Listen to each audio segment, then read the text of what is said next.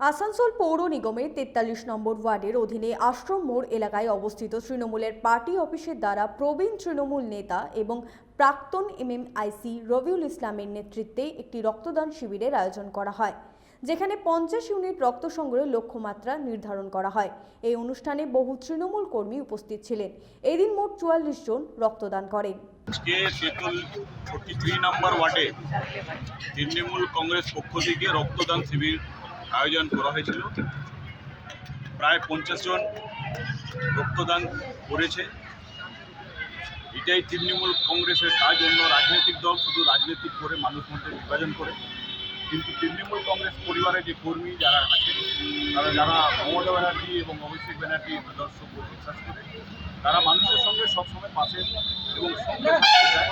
সে বিভিন্ন অনুষ্ঠানে আজকে রক্তদানেরও এর আগে আপনি দেখলেন যে এই জায়গাটায় কিছু অসহায় মানুষগুলোকে এই শীত বস্ত্র বিতরণ করা হয়েছিল, যে তারা এই শীতকালে আমরা যেভাবে ধরেন যে গরম কম্বল দিয়ে ঘুমাই, তারা সেই সুযোগগুলো ব্যবহার করতে পারে। এরকম বিভিন্ন জায়গায় এই অনুষ্ঠানটা হয়ে থাকে। আসানসোল থেকে সঞ্জয় যাদবের রিপোর্ট, 99 নিউজ বাংলা।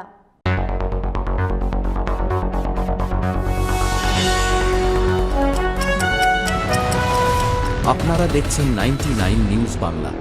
বদলাবো আমরা।